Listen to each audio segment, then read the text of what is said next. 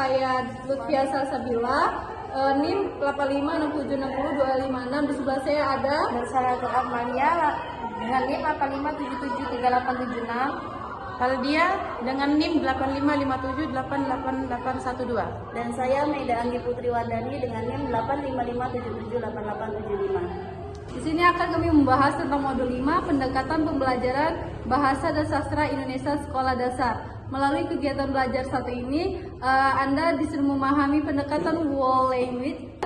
Anda juga dibawa memahami pendekatan komunikatif dan memahami pendekatan kontekstual. Dan akan dilanjuti dengan KB1 oleh Nur Salehatul Akmalia. Baiklah, saya akan menjelaskan tentang KB1, yaitu tentang pendekatan world language dalam pembelajaran bahasa dan sastra Indonesia. World language adalah salah satu pendekatan pengajaran bahasa yang menyajikan pengajian bahasa secara utuh, atau bisa dibilang cara belajar membaca, menulis, dan berbicara secara bermakna dan tidak terpisah-pisah.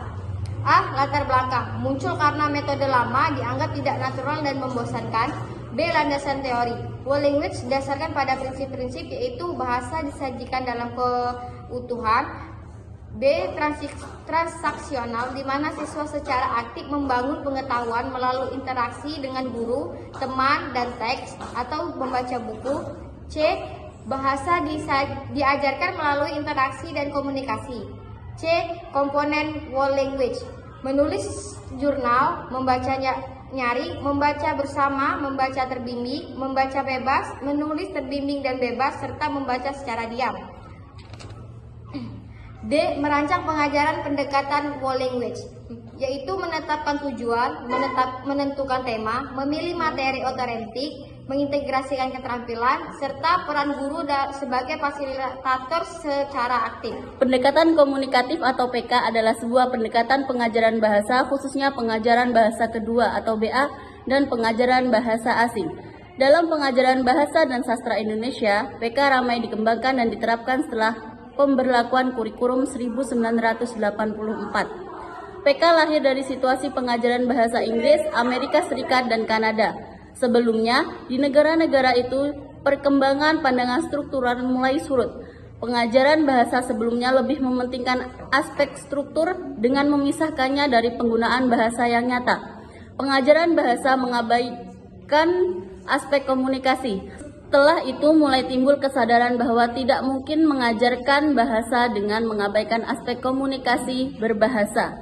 PK banyak mengadopsi pandangan Hames dan pandangan bahasa dari sudut fungsi dan aspek sosialnya. Menurut Hames, orang yang memiliki kompetensi komunikatif adalah mereka yang telah memiliki pengetahuan tentang bahasa dan kemampuan untuk menggunakan bahasa dalam konteks komunikasi seutuhnya. Oleh karena itu, seorang penutur baru dapat dikatakan memiliki kompetensi komunikatif apabila ia mempunyai kemampuan struktural yang memadai dan memiliki kepekaan kontekstual yang cukup tinggi, sehingga ketepatan dalam pemakaian bahasa itu tidak hanya ketepatan gramatikal saja, tetapi juga ketepatan sosiolingual. Pengajaran bahasa dengan pendekatan komunikatif lebih bersifat humanistik. Siswa ditempatkan pada posisi aktif sebagai pusat kegiatan pengajaran dan guru sebagai fasilitator dalam proses itu. Hal itu tampak pada rumusan tujuan, pemilihan bahan, peran siswa, guru, dan bahan, serta teknik pengajarannya. Kegiatan belajar 3, pendekatan kontekstual dalam pembelajaran bahasa Indonesia dan sastra Indonesia. Pendekatan kontekstual adalah konsep belajar di mana guru menghadirkan dunia nyata ke dalam kelas dan mendorong siswa membuat hubungan antara pengetahuan yang dimilikinya dengan penerapannya dalam kehidupan mereka sehari-hari.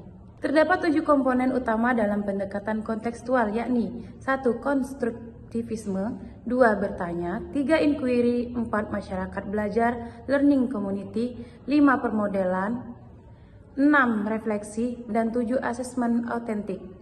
Terdapat 11 kata kunci dalam pembelajaran kontekstual, yaitu 1. Kerjasama, 2. Saling menunjang, 3. Gembira, 4. Belajar dengan bergairah, 5. Pembelajaran terintegrasi, 6. Menggunakan berbagai sumber, 7. Siswa aktif, 8. Suasana kelas menyenangkan dan tidak membosankan, 9 sharing, berbagi dengan teman, 10 siswa kritis, dan 11 guru kreatif. Kesimpulan menyimpulkan bahwa pembelajaran bahasa Indonesia di SD harus terpadu dan berorientasi pada penguasaan bahasa secara utuh melalui pendekatan yang tepat. Modul ini membahas 3 pendekatan utama: whole language, menekankan integritas bahasa; pendekatan komunikatif, fokus pada fungsi bahasa dalam komunikasi; dan pendekatan kontekstual, menghubungkan materi dengan kehidupan siswa. Keterampilan bahasa, mendengarkan, berbicara, membaca, menulis, diajarkan secara terpadu dengan peran aktif siswa dan guru sebagai fasilitator. Terima kasih. Demikian presentase dari kelompok 4. Saya akhiri. Wabillahi taufiq wal hidayah. Wassalamualaikum warahmatullahi wabarakatuh.